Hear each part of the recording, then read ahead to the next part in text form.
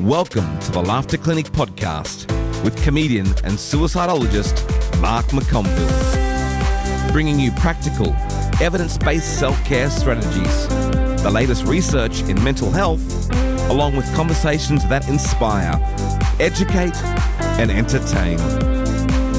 This is the Laughter Clinic podcast with your host, Mark McConville.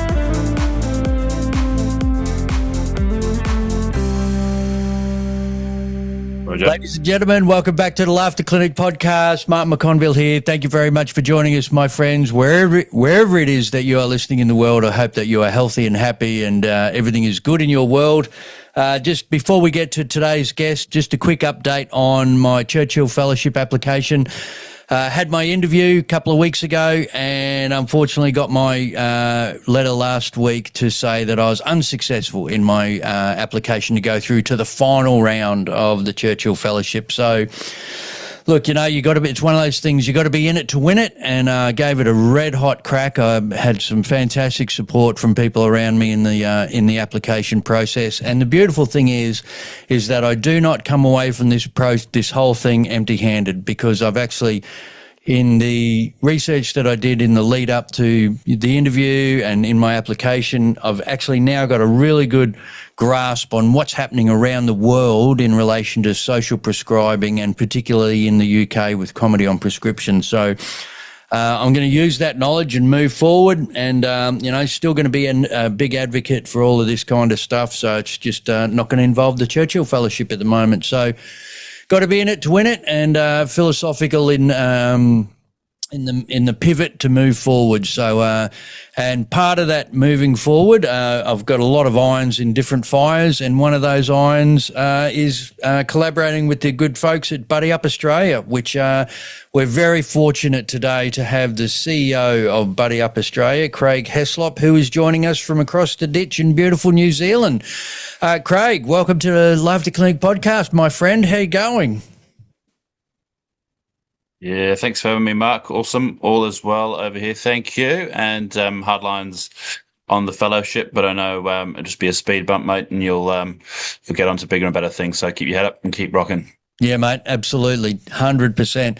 So we met through a mutual friend of ours, Jody Allen, and we first caught up face-to-face down at the Suicide Prevention Australia National Conference that was held in Sydney a few months ago. So I'd been to one of these before, but I believe that was the first time that you'd actually attended like a full-on suicide prevention conference. How did you find the whole experience, mate, for you?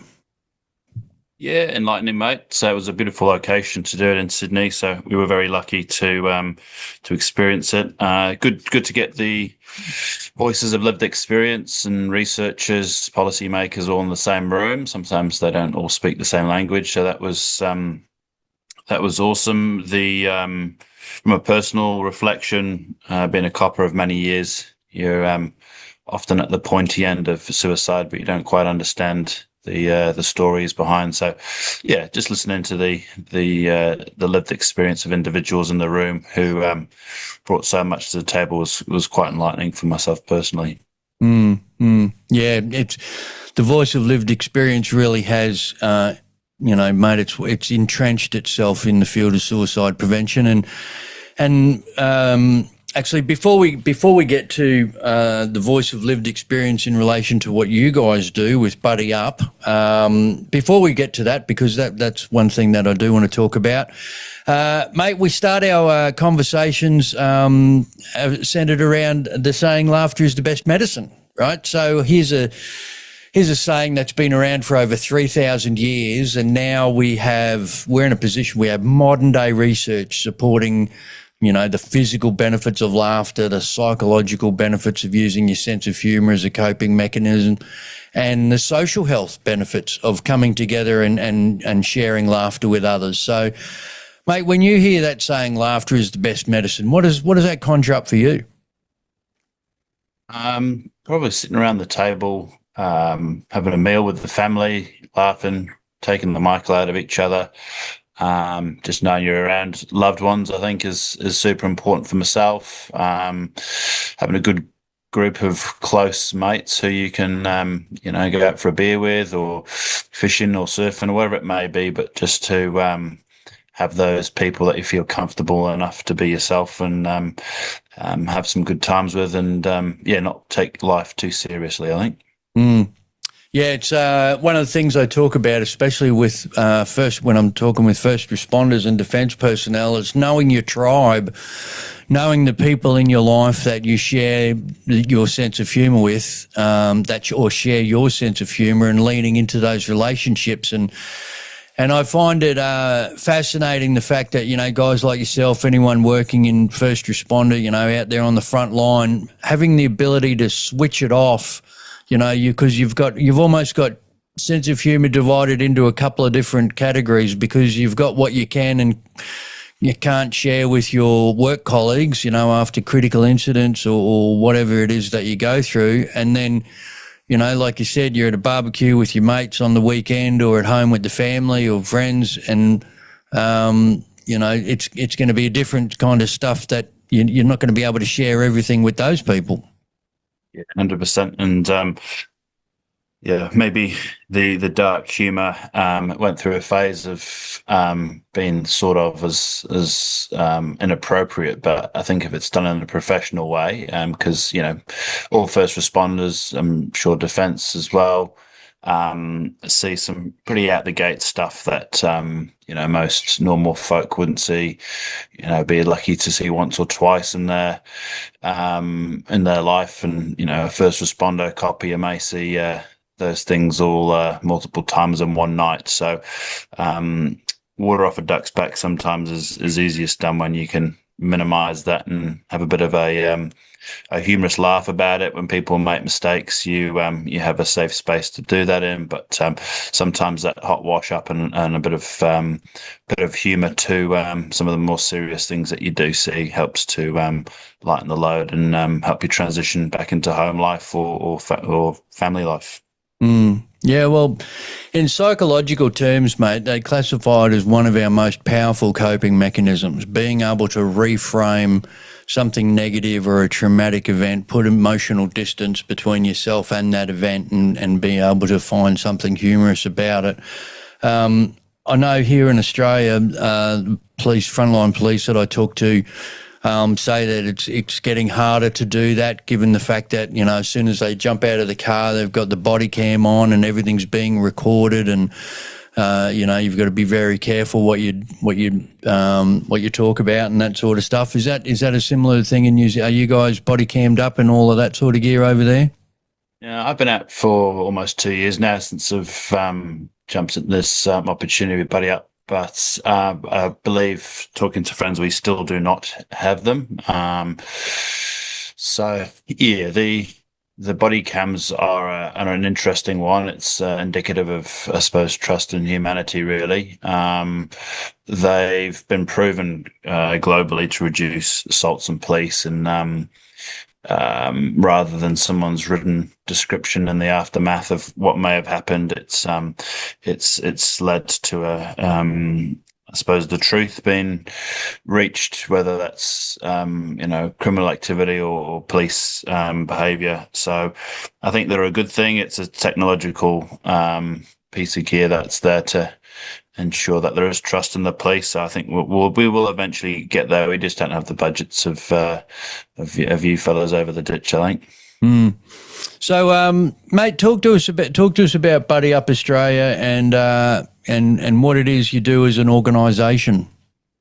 Yeah, so it's a community for first responders, defence, and their families.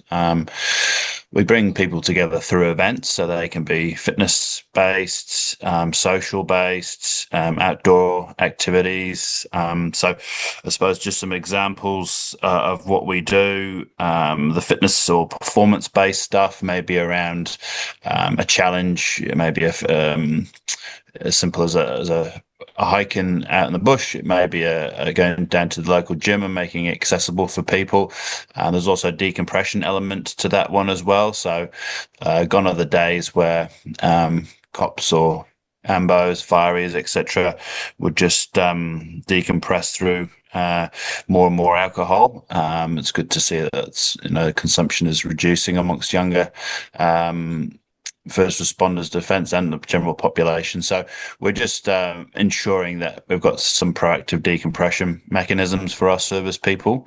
So that's going really well, and that's been member led. Our members at BUDDYUP have told us that's something that's super important for them, so they can transition back into those other roles in life. The social piece, maybe tickets to the footy, so we make it as cheap and as accessible as possible to get a whole cohort of service people and their families to go there, have a bit of a laugh, connect with other people. It's again super important that we do ensure our first responders, defence are socialising outside of just their own populace, because otherwise you can start thinking that everyone is a cop and everyone who's not a cop is a criminal. So it's super important that you've got a wide and deep variety of social nexus there. And then the sort of outdoor-based activities that we do. So we're just in the preparation phase for a fundraiser up to Everest Base Camp for next year. Our Tasmania team leader, Chris Amiot, who's a veteran himself. He's been with BUDDYUP since 2018. He's organising that for us at the moment. So all sorts of weird and wonderful stuff, mate. There's something for any ability, but loving life at BUDDYUP and doing some great work. I love the fact that you've also, I noticed on the website, you've also taken a few of your crew to comedy shows and that sort of stuff. That's fantastic, mate. Yeah, 100%, mate. What you said about the number of people in the UK that are on antidepressants, and the research is showing them putting a smile on the dial is having a massive impact without the negative impacts of having to take antidepressants is a no-brainer as far as I'm concerned. So yeah, that's another sort of secret weapon in our arsenal to ensure that Australia's service people can thrive through their service career and after. Yeah, well, it's all about recognising and acknowledging that people have, or some people will have, unmet non-clinical needs outside of the need for specific antidepressants, anti-anxiety medication or whatever. And a social prescription, being able to, actually sit with someone. And this is the misconception, when I was going through the process of the application, a lot of people thought, oh, so you're saying that a doctor will prescribe someone to go to a comedy show or a music class or something. And in actual fact, it's not as simple as that. The model is actually centered around a thing called link workers, and these are the people in between the patient or the client and all the community services that are available in that area. So if the GP recognises that this person's got some unmet non-clinical needs, that they can look at possible treatment outside of medication, they put them in touch with the link worker. The link worker then sits down with them and has a really serious conversation about what is it that matters to them. Are they music people? Are they art people? Are they gardening people? Are they outdoor people? And the link worker will have access to all of those community programs that are in that area, and then say, well, there's this dance class, there's this community gardening group, there's this, and that's and that social aspect of it is so important, and that's the big thing. And I love the fact that one of the big things for you guys, obviously you have your nutrition and you have your tools-based seminars and that sort of stuff, but getting people together to go out and socialise, man, the mental health benefits of that are just profound. Yeah, no, I think it was the United States predicted that a couple of years ago, that loneliness, unfortunately, is going to be the next big killer, which is pretty sad, and that can't be addressed through a tablet or a pill. That has got to do with, like you say, those connecting people what they're basically doing is listening well, understanding what one's needs are, and being empathetic towards their situation and addressing a need that they have. So, wouldn't it be wonderful if our whole medical system was based on that approach? Well, that's the primary prevention global model of health, isn't it? Keeping the population healthy in the first place. Yep, 100%. Yeah, and so when you've built, well, I know you've come to BUDDYUP. How long have you been with them for now? I've just gone over 2 years now, Mark. So yeah. And so where was the organisation when you started, and where is it now? Yeah, so I started in 2018. Megan Davidson, also a veteran based out in Perth, and very values-based organisation, plays well with others and government, and that was one of the attractions to me, as well as merging service life and my prior life in the health and fitness industry. So the last 2 years, in terms of members attending our BUDDYUP events, they've pretty much doubled and doubled again in the last 2 years. So the total number of people who are coming through the gates is growing ridiculously quickly, which is great. It shows that there's a need there, and it shows that they're enjoying what they're doing, because they keep coming back. Our membership in the last 12 months as well has grown by about 25% as well. So yeah, we're really seeing some rapid growth, and my job now is to maybe not sit on those laurels and think, yep, things are going really well, but where are we wanting to be in the next 10, 20, 30 years? And are we set up? Do we have the frameworks in place to do that? Because a lot of charities are run with big hearts, but sometimes the strategic thinking of ensuring that you're financially diverse and enough revenues coming through so you can manage that increasing demand. We're all aware of the Royal Commission into Defence and Veteran Suicide. We're very passionate about ensuring that doesn't happen in the first responder space, because we are seeing increasingly high rates of burnout and stress leave across the different first response organisations in Australia. Yeah, it's frustrating from an outsider's point of view to see how many private sector organisations, not-for-profit charity organisations, like yourselves, are repeatedly doing the heavy lifting in relation to looking after frontline first responder personnel and defence personnel, when it's our governments that pay these people at the end of the day. They employ them to look after our communities and our country, and they're the ones that have got the duty of care, and they should be throwing money at all. If they're not prepared to run the programs and all that sort of stuff themselves, they should be throwing money at organisations like yourself. And it really frustrates me, the fact that, you've sometimes got to, really plead for the funding to run these programs, and well, we're doing what you guys aren't.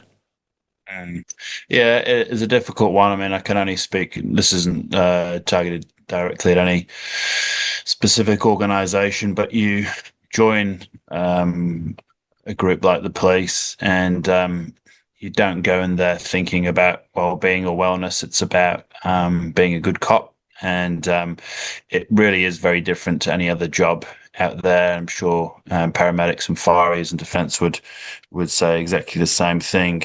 But when you're getting the same type of people coming through the door, and then they get promoted within that organisation, and good operators generally get promoted up into leadership roles, but that doesn't mean that they've got the skills or the knowledge, experience to be focused on the well-being of their people. It's you repeatedly see that we're mission orientated because we like to get the job done and done well, but often that comes at the detriment of the humans that are doing the work. So I think there is starting to see a bit of a change, but recruiting that sort of one-off health and well-being staff member and expecting them to fix all things within the organisation is just not a realistic approach. It ticks the boxes, but I don't think they're often given the resources or the respect that they need to support their people. That's just my opinion, but I've seen it time and time again. So how's Buddy Up placed around Australia in relation to membership-wise? You got members in every state? Yep. Members in every state. West Australia is where we started, and Queensland are our two big locations, Queensland particularly. So Mark Amiot, who's Chris's brother, Chris is based in Tasmania. He leads up our Queensland team, and we're growing rapidly now into the Gold Coast and Sunshine Coast as well. So we're recruiting team leaders for those locations, and going really well. A lot of it's interesting. We did a workshop called Thrive and Service for Queensland Police a couple of months ago, and there were people there 20 years within the job, and no one had ever spoken to them about performance outside of the uniform, role clarity, having good boundaries after a shift, priming themselves before a shift, things like a professional athlete would think were the norm. So we've got a lot of catching up to do in the service world to ensure that, that police officer is an athlete, because they're doing a ridiculous type of work. It's not an office desk job where you can be unhealthy or unfit. So, interesting to see that there were so many good people that hadn't been exposed to the latest knowledge and skills to ensure that they can thrive through service. Yeah, well, and also, talking about training in relation to decompression after shifts, and, what's that transition look like from going from the hypervigilance of being on duty to, hanging out in the park with your kids in the afternoon or before school or something like that, to people that aren't in the service, it seems like how do you navigate that transition? Yeah, well, I mean, I'll be totally frank with you. It's been 2 years, mate, and I'm still reading number plates. I'm still reading body language. I'm still being that idiot in the restaurant who's got his back against the wall. And so a lot of those things do take a little while to undo and become a normal civilian again. But it's very rare today that young recruits coming through the academy are told that information prior. So it's super important. And I know personally, as a sergeant in the New Zealand Police, I was very pragmatic about the fact that we needed to decompress after each shift. So whether that was breathing, whether that was getting out your kit, you'd be amazed at how many coppers walk into their front door still wearing their work boots and their uniform, which is often covered in all sorts of fluids that no human would want to be. So it's important that there's, maybe exercise after a shift. What's your nutrition like after a shift? Have you reflected? Have you had a wash up or a debrief with your team? Those sorts of things aren't nice to haves as a first responder or defence. They're a must. So we've got to start thinking about how we regulate and keep people in their career for the long term. There's a reason why, the life expectancy of a first responder used to be a lot longer than it is today. So these, like you say, these organisations have got a duty of care, responsibility to ensure best practices happening pre and post shift each and every day to ensure that it just becomes BAU, as normal as, you check your Glock and you make sure your rounds are good, and you often do your TOEICs to make sure that things are all working with your gun, but we're often not thinking about ourselves and our own health, which is just crazy, really. Yeah, I could see laughter being a nice way to help decompress, to bring you back to earth, like to go from, the seriousness of the intenseness of, like I said, that hypervigilance over an 8, 10, 12-hour shift or whatever it turns out to be coming home, and then all of a sudden you're laughing at something totally ridiculous in the kitchen with your kids or, with your next door neighbour or whatever. I could imagine that being a great way to kind of, for want of a better term, bring you back to earth. Yeah, 100%. And I think when the shift finishes, people are trying to get out the door as quick as possible. And you just imagine how many hormones are running through the body. After you've just been to, 4 or 5 domestic disputes, you may have seen a dead body, you may have had your gun out multiple times, or if you're a fiery, you've seen some pretty out the gate stuff. You're a paramedic. I mean, those guys see things on I think of the 3 first response organizations, I'd like to say that the paramedics are probably the toughest of them all. I mean, what they have to put up with. So I think the end of that shift period where there needs to be a buffer time between knocking off and getting in the car or walking home to actually walking through the front door. But yeah, you're right. Humour is a very powerful tool, but it's one of many that we need to make sure that we keep using. So with the membership, have you got any stats on what the majority of your members police, fire? Is it pretty much spread across the board in relation to paramedics and fireys and that sort of stuff? Yeah, it's initially it was predominantly defence. Megan Davidson was in the army, so there was birds of a feather sort of thing. And ironically, now since the CEO's former copper, there's been quite a few more cops joining BUDDYUP Australia as well. So I'd like to see myself as not biased, but unfortunately that doesn't look like it's the case. But we're seeing, what I am super proud of is we're seeing more operational people joining BUDDYUP, because the mission is to ensure that Australia's service people are thriving both in and out of service. And I was very clear 2 years ago that we were to be upstream and we were to be preventative in how we did these things. So just to be clear, when you say operational people, these are actual frontline going out doing the jobs. Yeah. Yeah, 100%. So I'll give you an example. Josh, who you've met, who's coming on as our Gold Coast team leader, he's a current fiery, a veteran as well. And so he's in the wire currently with his own organisation, and I've been very strategic about that, because these groups can be quite difficult to get inside the wire and gain their trust. But once you do, it just means that we can increase our reach and our impact for that population tenfold. So that's why I've been very sort of open about the fact that I want more operational people to come through. Veterans and people who've got prior service are always welcome to us, and they bring some fantastic knowledge and experience that they can pass on to younger generations. However, again, that Royal Commission into Defence and Veteran Suicide, that told us that it wasn't the 60, 70-year-olds that were at the highest risk of suicide. It was your 30, 40-year-old veteran who's just left, who's spent 15 years in the military, and they that's all they know. They've been told when to eat, sleep, and shit for the last however many years, and then they come out and there's a identity crisis. They've lost their mates. They've lost the routine of PT each morning. They've moved out into this huge ocean and they don't know where to go.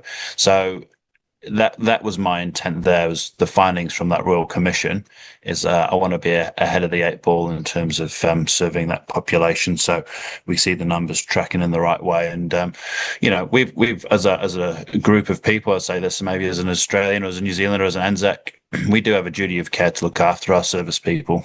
Because if we look after them, guess what? They'll look after our community better. They'll do a better job of serving with higher levels of values. They'll feel more valued by the public. So it goes 2 ways in terms of making sure that our service people are well looked after.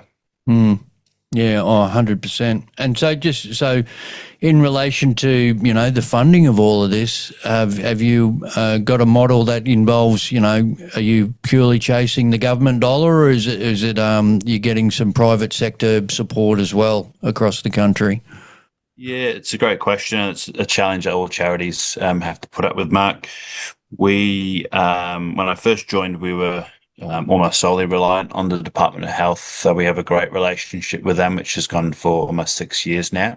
And that was in response, and I think they were very proactive in supporting BUDDYUP Australia, and we've been meeting their KPIs and or exceeding them by a long chalk, if I'm honest. And they've been very, very supportive of what we do. But we both know that one source of revenue is a high risk. So I've been looking at alternative ways, fundraising events like that.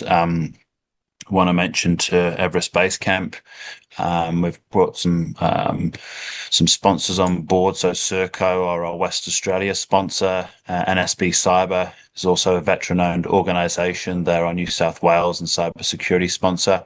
So we've got some great pro-service private organisations that are starting to sponsor us as well now, looking at other grants as well that are not government based. So yeah, we really do need to continue diversifying our revenue and increasing it if we're going to serve more people, because it's we're doing a lot more with the same dollar currently, and that's still manageable now, but as I say, I want BUDDYUP to be here for another 100 years. If we do that, we've got to have a strong business backing to the charity.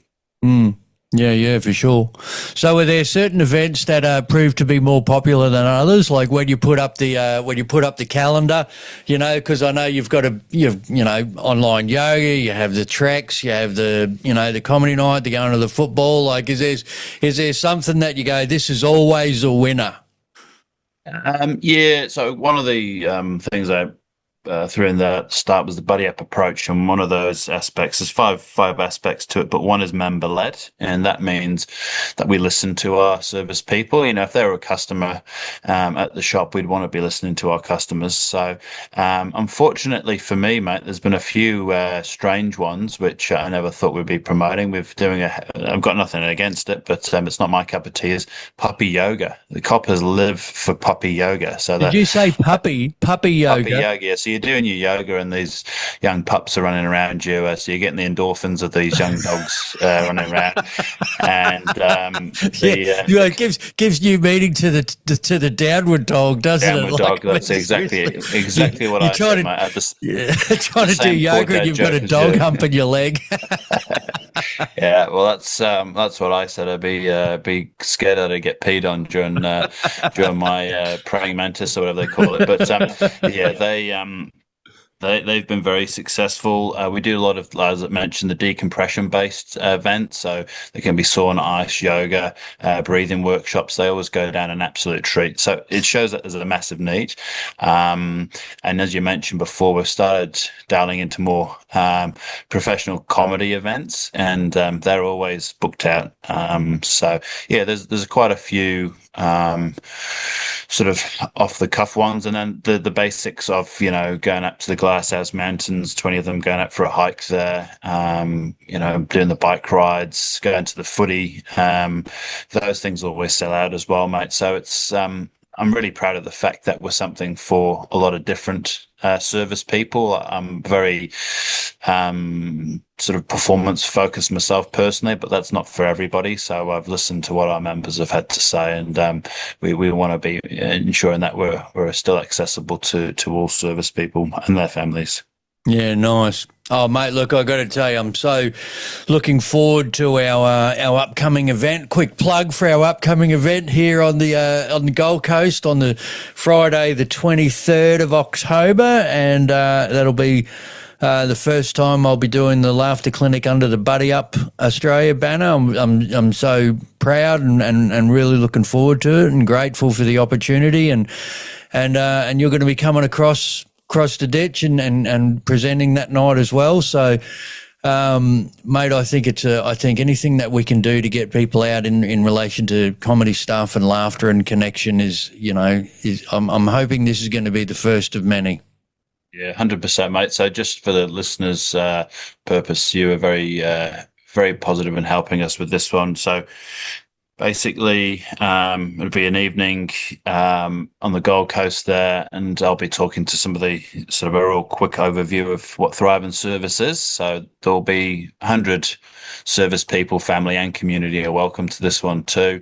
Some of the basic principles of thriving through service, a nice meal, and then you'll be making them piss the pants. So that's the basic overview. Is that right, Mark? Yeah, well, yeah, it won't be, they won't be wetting themselves for the whole hour or so that I'll be up there. But, I think the big focus for me is going to be on self-care that night, so as that way the people in the room go away with some tools and strategies outside of what they might have normally spoken about, and have a laugh in the process. I always say at the start, as a comedian, it would be remiss of me not to tell you some jokes. I'll point them out as we go through, so you know where to laugh, right? But no, I'm really looking forward to it, mate. It's great. And that's the thing, is it's so cool to see the broad spectrum of type of events that you guys offer. Like, I thought, talking to Jody about the tactical nutrition talk that she gave for you guys recently, and the feedback that she received from that, and just something as simple as looking at first responders and going, okay, well, look at the stress that you're not only putting your body under, your cortisol levels, high long time periods of elevated cortisol and epinephrine, all this sort of stuff, and what fuel do you need to put into your body to be able to sustain that, so as that way you're not crashing 6 hours or 8 hours into a long shift, And I think that I really love the fact that you just look at the BUDDYUP website and the events and you go, wow, it's really a holistic suite of stuff that you guys offer, which is very cool, I reckon. Yeah, no, absolutely. Jodie's been tremendous. She's our ambassador of food. And again, this was something I was very passionate about, being a sergeant in the police myself, is, cops are often given nutritional advice that's very much generic. So we market this tactical nutrition in terms of how can you prepare your food, what should you be eating before a shift, during a shift, and after a shift. Supplementing with things like caffeine, they've got a benefit, but what about the timing of them? Things like creatine. There's a lot of research about helping with sleep deprivation, getting you through a night shift. So there's a lot of sort of bro science out there. So I was very quick to find a very well respected nutritionist. Jodie's been, she never stopped studying, and she's just a fantastic person. So when she gets up on stage there, people listen to her because she's inspiring. All the Queensland cops who turned up there, so that was the first tailored nutritional seminar that they'd ever had, which I think was fantastic. So if we can keep scaling that and genetically modify a few more Jodies, we'll be sorted. Oh yeah, well, she'd be laughing at the fact that we want to duplicate her. She'd be like, no. I don't know if the world could manage that though. Mate, I totally agree. So with your journey into BUDDYUP, how is it that a New Zealand police sergeant came to be the CEO of this organisation in Australia? So what? Like, I know that you've got a history in, like you said, the fitness industry. You're a professional rugby league there for a little while. You gave that a crack. Talk to us about your journey into what's prepped you for this role, mate.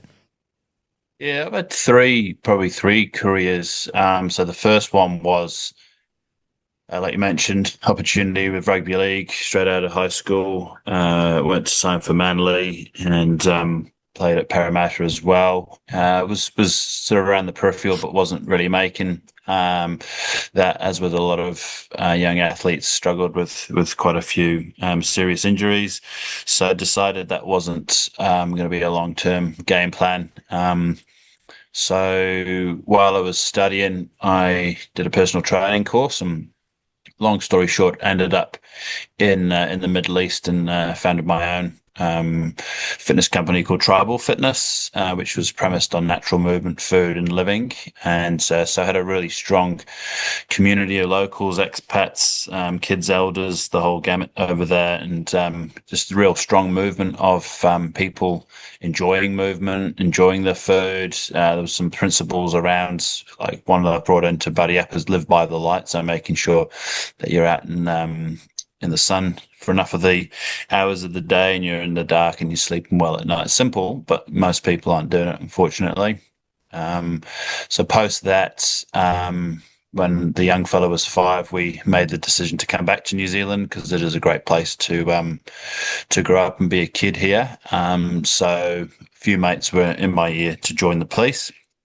So enjoyed about 8 years in the New Zealand police and really, really loved it. And while I was doing that, I did my MBA, and I suppose that opened up the door for a few opportunities beyond the police. And when this BUDDYUP piece came, it was an opportunity to merge a love of service, serving people, first response, and the health and fitness world. So it was almost a marriage made in heaven for me. So I've been lucky enough to be here for 2 years, and loving life. We've built a great team, and we're going from strength to strength. So we've got to keep moving forward.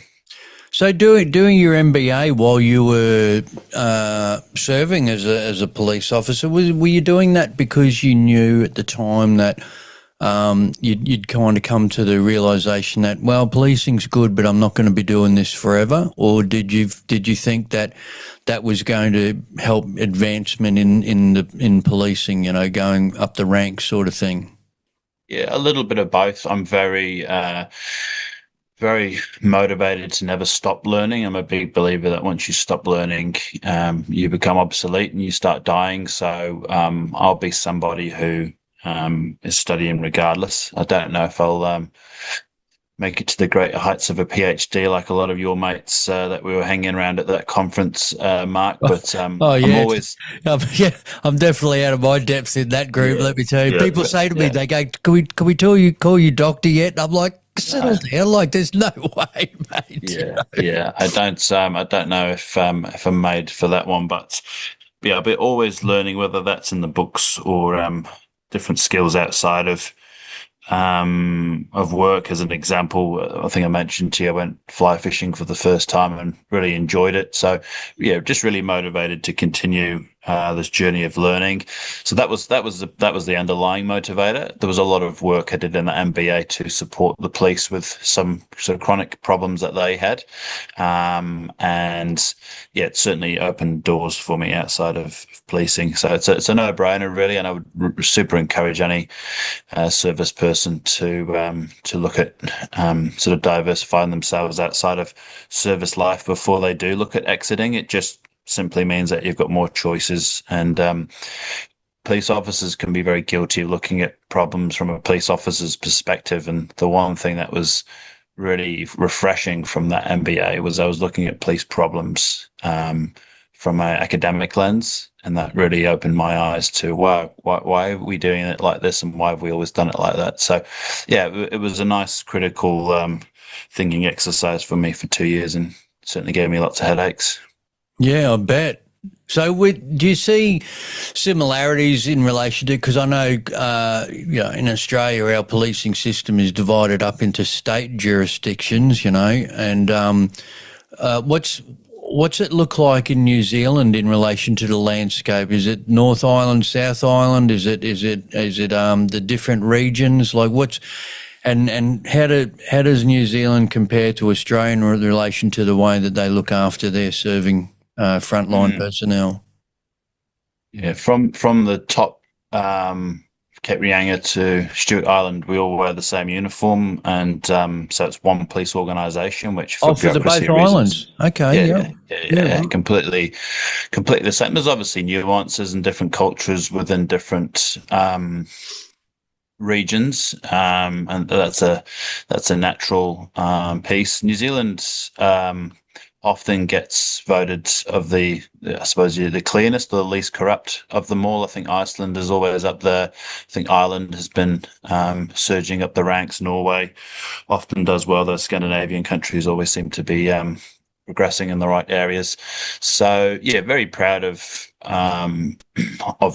The New Zealand Police, obviously, in the last couple of years, has had some challenges in the sort of executive committee, which has been well versed in the media. So, if I'm honest, I don't know enough about the intricacies of state by state within Australia. I've been quite alarmed at the rates of people on chronic stress or sick leave in some respective police states. So what the underlying mechanism behind that is, I'm not entirely sure, but that's certainly not good enough when you've got 3, 4, 5% of your staff sitting on the sideline and can't contribute. What's the underlying reason? And it's not just for the police to address that. I think we all have a role to play in helping ensure that those organisations are well supported and they're safe spaces to work in and their staff are looked after. Because as I said before, Mark, if our first responders are thriving, then they're likely going to stick at the job and be bloody good at it and serve our people really well. So yeah, that's the challenges that we've currently had, and we're starting to get inside and gain the trust of some of these policing organisations, which is really good. And ultimately, I'd like to get embedded into the academies as well as an external. Sometimes you don't listen. It's a little bit like your partner or a family member. If they're giving you a spiel about what you should do, you don't listen to them. But when an external comes and talks to you, you often listen to full intent. And all service organisations have a somewhat of a bias against the hierarchy. It's a hierarchical organisation. So I'd like us to be playing a bigger role in helping recruits coming through, cadets coming through the system, to equip them with the skills and knowledge and gain their trust, so then we can be that third space for them while they go through their career, to know that they've got a great place to come and decompress, connect, stay physically active. And a big one as well, sorry to carry on my soapbox, but got Dan Cooper, who's our ambassador of movement, and him and I really aligned and connected quickly about standards of particularly police fitness standards I'm talking to, and they keep dropping because we're struggling to recruit. But if someone doesn't have the physical resilience to meet the demands of policing, we're setting them up for failure in the first place. So I call it the stormtrooper mindset. One leaves and you bring another one in. If someone's got 20 years of policing experience and they leave, there's no way that, hiring a young recruit is going to replace the impact that they had in that organisation. So we've got to start thinking a little bit more deeper than that. And we've got to make sure that we're setting these guys up for success straight from the get-go. Some of the fitness standards, in my personal opinion, for policing organisations globally is embarrassingly low.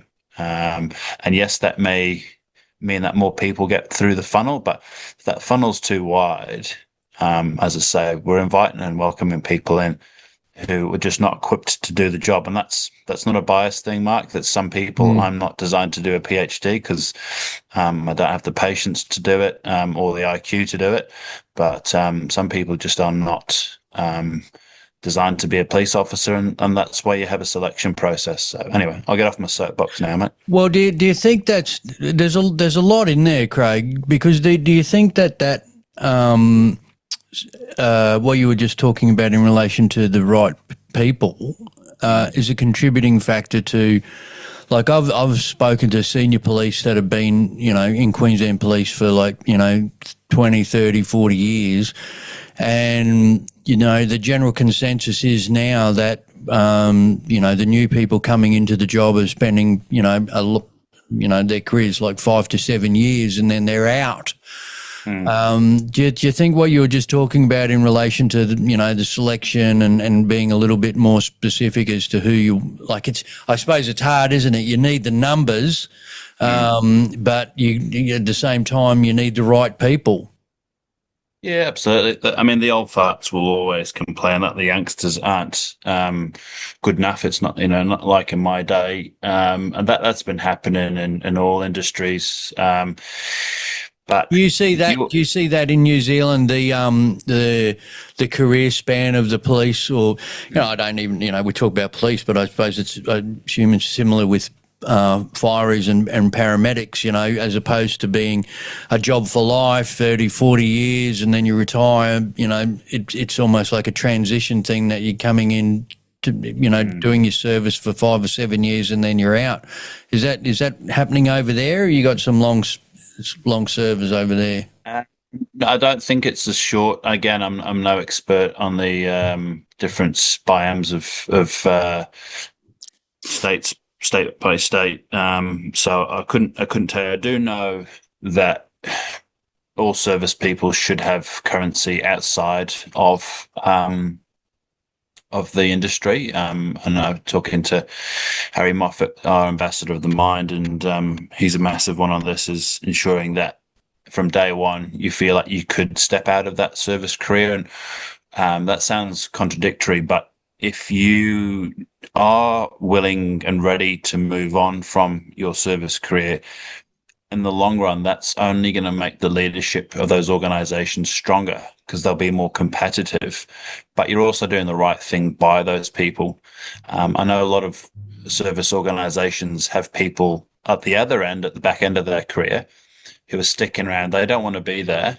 If I'm being frank, the organization doesn't want them there, but they don't feel like they have currency outside of the service space. So I think we owe it to ourselves to prioritize the human behind the service person first. That will enable them to be a fantastic service person because they will be closely aligned to the community that they serve. They'll be ready to move on when is the right time for them and the organization.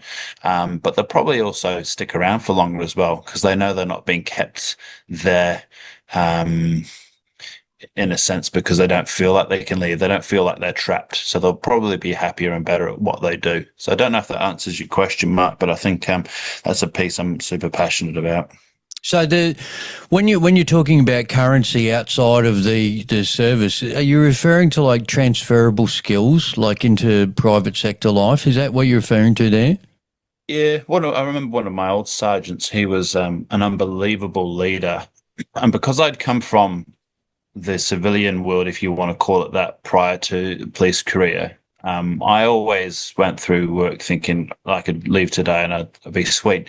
But all the guys will join at 18, 19, 20, and all they've done is policing. So this guy I'm mentioning was a fantastic leader, very knowledgeable, very, very smart. And he said to me one day, I'm thinking of leaving, but I don't think I'll be able to hack it. And I thought, this is a bloke who's probably seen the worst of humanity. He does it in his stride. People will follow him regardless.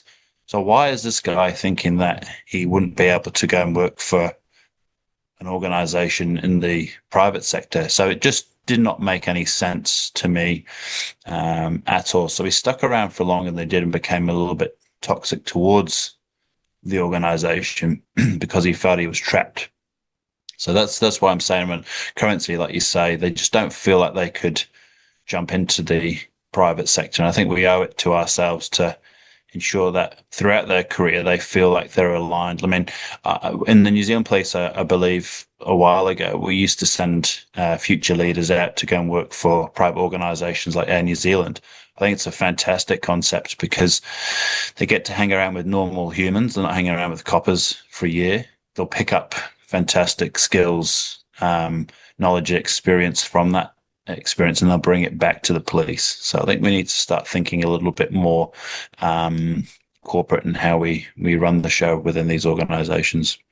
Oh yeah, 100%. It's, I work for a mate of mine down here on the coast. He's got a great business called Employee Wellness Australia, and he runs all different wellness programs for different organisations, and he's big on training leadership. And one of the things that it never really occurred to me until Stephen explained it to me recently. He said, mate, there's a big difference between a manager and a leader. Just because you've been put into a managerial position, that does not automatically make you a leader. 100%. Yep, that's couldn't agree with that more. And I think there is still a reliance on how much brass you have on your shoulders to having the last word. And I think that's changing now. And you mentioned about youngsters not hacking it, but if you want to be a good leader, you've got to adapt to those younger people who are coming through. And I commend them for challenging. If there's the job of service person is not an easy job. And if there's a better way to do something, then best idea wins as far as I'm concerned. But unfortunately, that's not been the case. I was often the pain in the ass that would ask why. And that was often met with, shut up and do your job because you've been told so. But when you really broke it down, no one had critically thought, well, maybe there is a better way that achieves the mission, the team ethos or culture is stronger, and the individual who's doing the work gets the job done in a much more efficient manner. So, yeah, I think there's a lack of that, just to make a global statement. And they're all areas I think that BUDDYUP can help service people across Australia. Mate, it's occurred to me, during our conversation here about, I want to talk to you about the role of mentorship, right, in relation to, service personnel, whether they're, military or first responder, and transferring that into the work that BUDDYUP does. Like, I think to me, that's something that we're losing is that, that old, the elders train, the elders pass on their knowledge to the adults, and the adults pass on their knowledge to the adolescents, and that sort of lineage of information and learning. Do you see that is that a thing that happens in service life? Because I know you've got your hierarchy of position, but that's just because someone's a captain or a sergeant or a lieutenant or whatever, that doesn't necessarily mean that they're good at mentoring the people coming up. Like, what are your thoughts on that?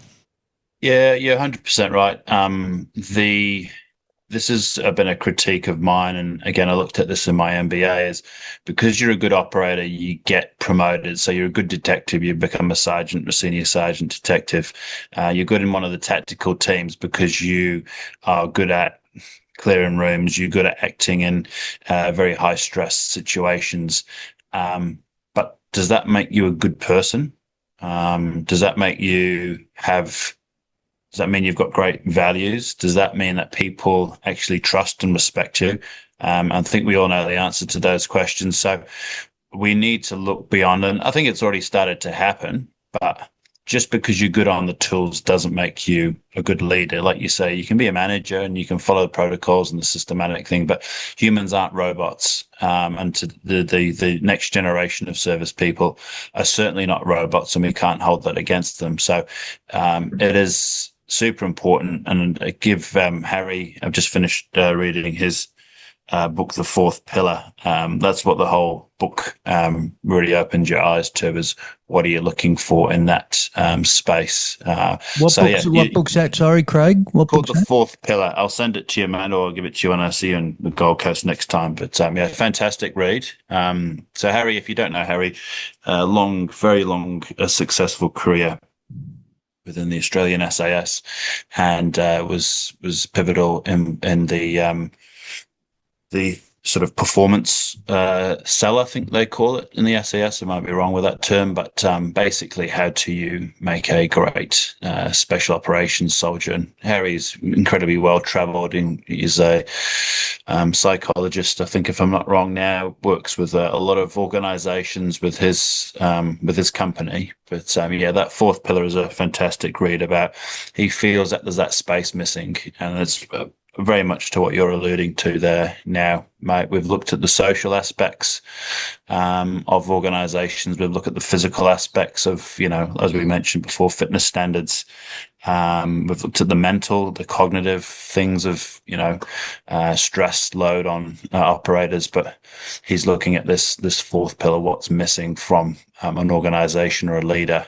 So yeah, I highly recommend it. It's a fantastic read. Mm. Mm. So is there like a mentoring kind of program within Buddy Up Australia?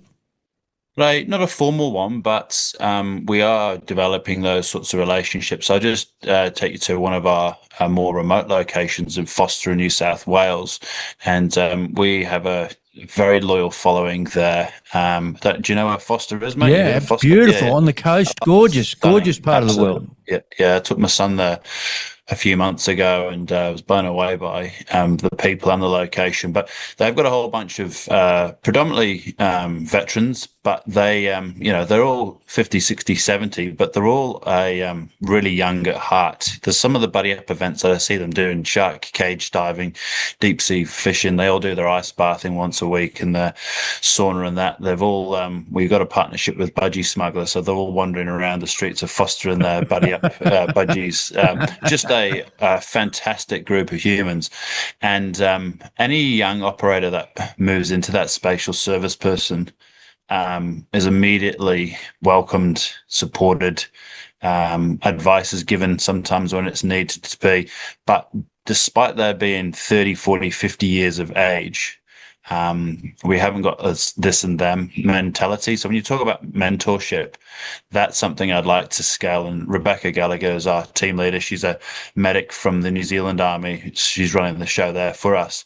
What she's achieved with building that culture where youngsters feel supported and mentored is fantastic. And I'm still trying to understand the ingredients, the recipe, what she's done to make that happen. But she's got some fantastic veterans there who are more than happy to share their experience for young service people who are also members of Buddy Up Australia. So it's happening organically, Mark, but we need to keep sort of refining that and making it standard practice across Australia. So let's get into the logistics of it. So for any first responder that may be listening, what is or defence personnel, what does becoming a member of Buddy Up Australia actually look like? What's the process? What do they have to do? Yeah, so it's absolutely free. You just need to have done 1 day of service, whether it's a first response, defence, or an immediate family member. Sorry, so it can't be your cousin's, dog's, wife's, brother's, sister. When we talk family members, you need to be a partner or brother, sister, father, son, mother, daughter, sort of thing. So that costs you nothing, and all you need to do is jump on BUDDYUPaustralia.org, and it's a 2-minute process to get yourself joined up. Most of our events are do have a cost associated, but they're super subsidized. Some are free, and once you've got your membership squared away, you jump on the events page, and there'll hopefully be a physical event near you. If there's not, we also offer some outstanding online events as well. So the next one coming up there is with Tom Cossack, who's our ambassador of money. He's an Olympian and ex-rugby, Super Rugby player. He helps that population. And again, I saw this, Mark, growing up in the police. A lot of people complain about the earnings that they take within that career, but no one ever stops and says, right, here's how you can be wealthy when you finish your career. So that's what he does for us. So he's got an event next month in August, which will be great. So yeah, physical and online events. Jody does her online yoga, which is always super well attended. So yeah, there'll be something for everybody in there. Yeah, that's cool. That's very cool. And so when when people come into the Buddy Up system, like I love the fact that so much of what you do is centered around social events and social connectivity, as well as, obviously giving them tools and information. So if someone comes along to an event for the first time and it's an in-person event, obviously there'll be like an organizer, a team leader or someone like that would, welcome and say, what this is your first buddy up of it? Like, what does that look like for someone going along to their first one? So there's we've got about 60 odd volunteers across Australia, and I'd like to get that up to 100. So if anyone's wanting to support that population, Mark, they can reach out to me personally, and I'll advise them how they can join us as a volunteer event leader. They are in charge of overseeing, facilitating the events. So when the first person will come, I appreciate it. For some, it'll be a bit of a scary or unknown experience. So their event leader's role is to welcome them in like they would be their family, address them with a smile, use their name, introduce them to others. So you spoke about that sort of mentorship or mateship is one of our values at BUDDYUP Australia. So very quickly, my expectation to our team is that when a new person turns up to BUDDYUP Australia, they feel like they're part of the furniture straight away. There's no judgment. We're non-political, non-religious, all that sort of carry on. And I also expect our members and our staff to remain that way too. We're not there to throw opinions around the changes of politics or religion. We're there to have a good time. We're there to look after our mates. We're there to decompress. We're there to challenge ourselves. Our motto is beyond the best, and that's what I expect from all of our people, is that we continue on this journey of life, just trying to get a little bit better each day. Yeah, nice. I love it. I love it, man. I love so much of what you guys do. I mean, seriously, I'm into it. So, okay, so I'm conscious of time. I know that you've got to head off and do some stuff. So before we do so, I will put the link to the BUDDYUP website in the show notes. And for yourself, Craig, personally, your LinkedIn profile, you're happy for me to pop that in the show notes there as well if people want to get in touch with you personally? Absolutely, mate. Yep. Thank you for the connection. Yep, not a problem. And that's what it is all about. It's about connection, you know. Like, I was so happy at the I just realised what I was about to say. I was glad that at the National Suicide Prevention Conference, that I was able to connect you guys with so many other people around, you know, this space. That I think the big one was, you know, hooking you up with my friend Nikki Jameson. You know, as soon as I met you, I knew that was going to be a relationship that, you know, needed to be fostered and stuff. And together, you know, we're all in the, you know, different, swimming around different parts of the same ocean, but we're rowing the same boat, you know? Yeah, 100%. Yeah, Nikki is a outstanding human. A lot of respect for her. Another one, Luke, both Luke Bayless, yep. Yeah, attached to Griffiths University, and we're just in the final proceeds of getting that relationship sorted. So Griffiths will come on and give us an external review. And again, I'm massively passionate about making sure there's an evidence-based lens to what we do at BUDDYUP Australia. So yeah, thank you for the connection there, and we look forward to a long relationship with them. Oh, mate, that's what it's all about. And I love that evidence-based practice model, you know, like implementing something, evaluating what worked, what didn't work, tweaking it, changing it, and then running it again and reevaluating it. What were the changes necessary, successful? What benefit did they bring? And just constantly evolving. And that's, you know, and that's so important, because one of the things going to uni really highlighted for me was, you know, because I'm not an academic and I came into studying late in life, but the importance of evidence. Evidence is everything, you know, especially now, because we're constantly being shown, you know, on TV or memes or whatever it is, bloody social media, oh, do this, do that, you know, this is good for you, eat that, drink this, whatever. And now I'm like, well, show me the evidence to support what it is that you're talking about. And I got it, aside from the stuff that you guys are doing, and now with the help of Luke at Griffith actually formally evaluating, outside of that, there is so much global evidence from around the world to support the importance of connectedness for mental health and well-being. You know, like we touched on before about, we're in a global loneliness epidemic at the moment, and if you can have your organisation be a part of facilitating, bringing groups of people together and supporting each other's mental health, man, there is a ton of evidence to support the benefits of that. 100%, mate. Couldn't say it better. Yeah, it's very cool. Righto, so before we wind this up, buddy boy, right, we like to finish with the Feel Good 5. Right now, I'll be interested to know yours because I know that you've just come back from a surf and safari holiday in Hawaii. So we're going to finish it up with the Feel Good 5, Craig Heslop. So this is your answers can be as short as long as you like, mate. So we'll wind it up here. So first things first on the Feel Good 5, what makes you happy, mate? I suppose, like I said before, being around the dinner table with family is always a big place of peace for me and happiness. Being outdoors in nature, having the sun on me, being out in the ocean are two very important places to me. Yeah, just being around good people and laughing a lot.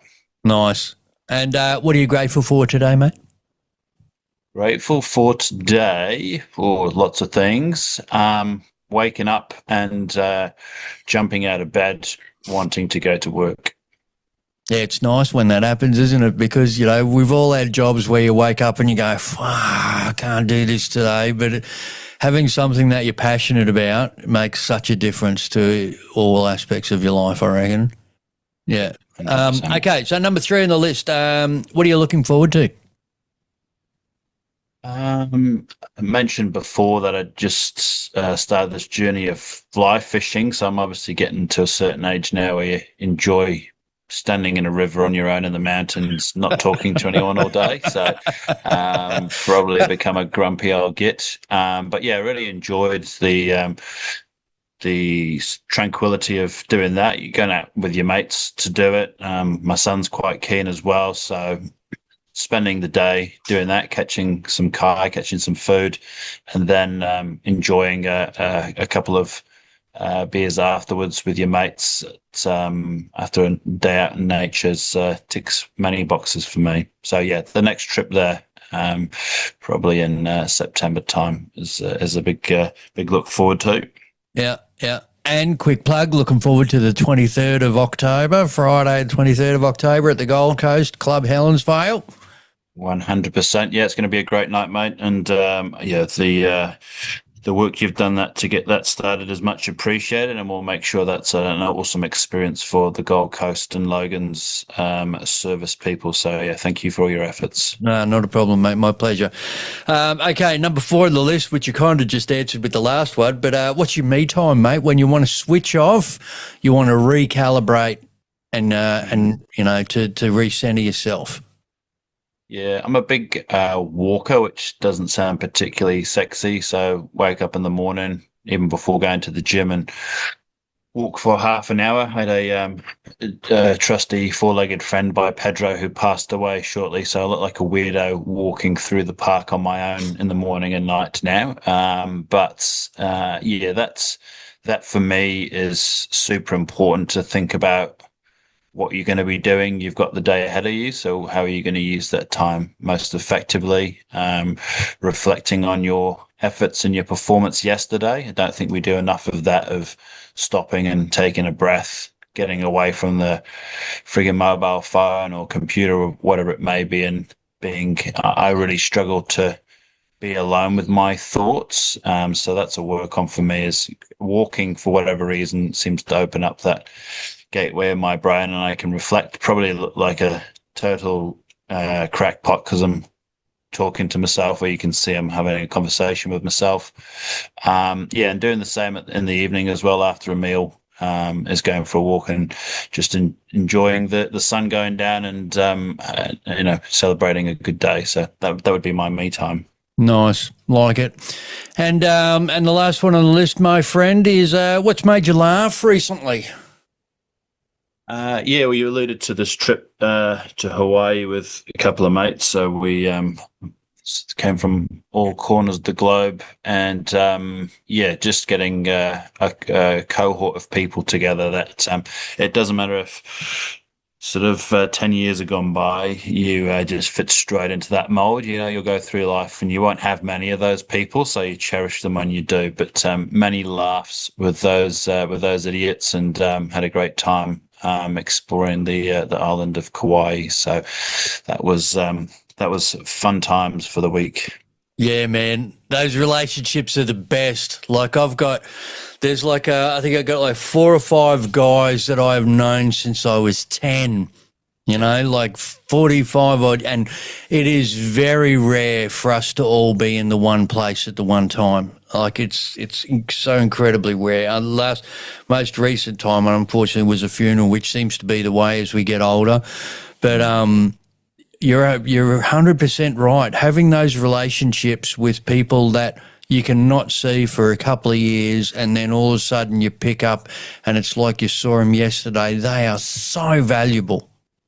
Yeah, 100%. Yeah, you got to cherish them. They cost nothing, but they are priceless humans. So reach out to them more often is what I would suggest. Yep, and more often than not, they're your tribe when it comes to a sense of humour. Like 100%. A couple of these guys, mate, they're not comedians. They're just my guys, no matter how shit I'm feeling. And we live in a age where, here you and I are on a Tuesday morning having this face-to-face conversation, and you're in bloody Auckland, New Zealand, I'm on the Gold Coast. How good is technology, right? Yeah, 100%. As long as we are using it for the right reasons, I would suggest this is the right reasons. But as long as we're not being controlled by tech. I see. I often have this conversation with my son, who's running whose show here, because sometimes I see him. It's like the new drug for him. So as long as we're managing it, it's not managing us. I think that's the most important piece. Yeah. Oh, yeah. Oh, man, there's another 2-hour conversation just there, right? Okay. We'll attack that at a later date, my friends. Yep. So, look, Craig Heslop, CEO of BUDDYUP Australia, mate, I am so appreciative of your time and everything that you do for our service people and defence people here in Australia, and I'm so grateful for the opportunity to team up and work with you guys in some way. And I hope it's the start of a long relationship, mate. I'm because I'm 100% behind everything that you guys do. I love the way you do it, and I've seen firsthand the benefits. So kudos to you, man. Thank you so much for your time today, Craig.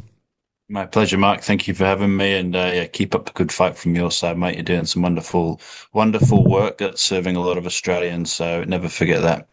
Yeah, cheers, mate. Thanks. We're all doing our bit, right? That's it. Yep. So thanks for listening, my friends, no matter where it is that you are tuning in the world. Please, if you heard something in the episode that you like, or, share, hit the follow button, all that sort of stuff. Zip back through the archives. There's a lot of episodes in there with different bits and pieces, different guests. So, and leave a comment, share your thoughts. And, as always, my friends, no matter where it is that you're listening in the world, really appreciate you tuning in, and be kind to yourself. And be kind to those around you. I'll talk to you next time. Thanks, Craig. Cheers. Thanks, mate. Thank you for listening. The information contained in this podcast is for educational and entertainment purposes. It is not intended, nor should it ever replace advice received from a physician or mental health professional.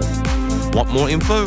Visit thelaughterclinic.com.au. If you enjoyed the episode, please share and subscribe. Thanks again for listening to the Laughter Clinic podcast with your host, Mark McConville.